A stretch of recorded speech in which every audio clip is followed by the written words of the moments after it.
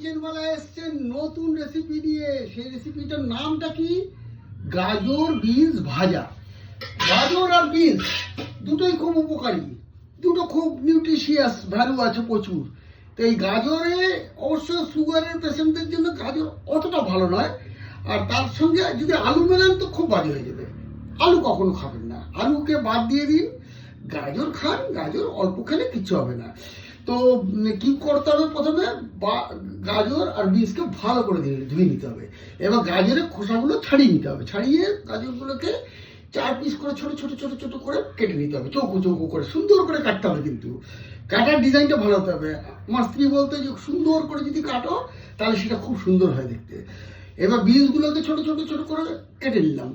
এবার আমার এক বান্ধবী বলে নাকি আপনি যে বিনস কাটেন, তো বিনস কাটেন তার শিরগুলো ফেলেন না। না, শির কাটলে তো আমার সকাল থেকে সন্ধে হয়ে যাবে।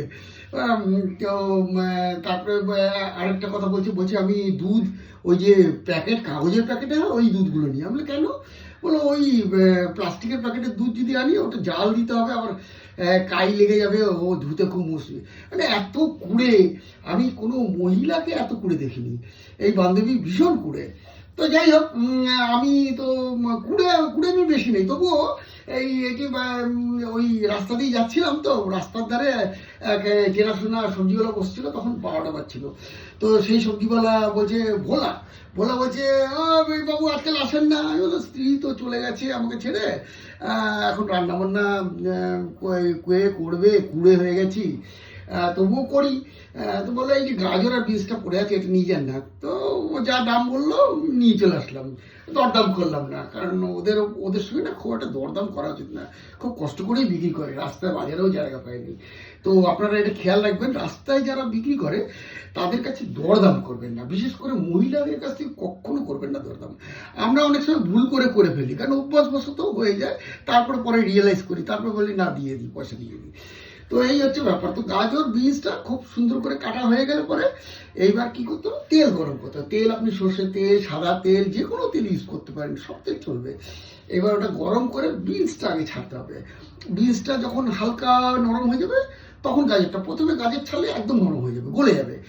তারপরে গাজরটা ছাড়তে হবে। গাজরটা আস্তে আস্তে যখন নরম হবে তার মধ্যে কুচনো কাঁচা লঙ্কা, আপনাদের ঝাল অনুসারে কেউ 4টে, কেউ 5টা, আমি 4টে দিয়েছি।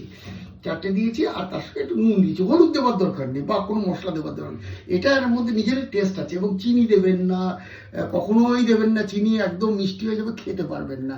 অনেকে এখানে খুব মিষ্টি খায়, ডালে মিষ্টি, এতে মিষ্টি, ওতে মিষ্টি। আরে ব্যালেন্স করার জন্য মিষ্টি দেয় না, মিষ্টি আমি গিয়ে অনেক বাড়িতে খেয়েছি, এত মিষ্টি যে খাওয়াই যাচ্ছে না। তো আমি পারতপক্ষে এমনি মিষ্টি দেওয়ার, কোনো জিনিসে মিষ্টি দেওয়ার পক্ষে ছিলাম না, কিন্তু এখন দেখি একটু ব্যালেন্স করার জন্য দিতে হয়। এটাতে দিইনি, খুব সুন্দর হয়েছে, খেতে খুব ভালো হয়েছে, কোনো কিছু করতে হয় না। এটা পুরোনো রেসিপি। আবার আমাদেরই এই স্টেটে অনেকেই বলে যে এটা ভাজা বলে না, মানে এই গাজর এই ভাজা জিনিসটা বলতে পারে না, ভাজি ভাজি। এটা ভাজি মানে কি? ভাজি, তোমার মুখে ফুলচন্দ পড়ুক, এই ভাজিতেই তুমি থাকো। তা আপনাদের দেখাচ্ছি এই সুন্দর ভাজাটা কি সুন্দর হয়েছে, দেখুন। দারুণ হয়েছে না? নিউট্রিশনাস ভ্যালু খুব ভালো, দারুণ খেতে।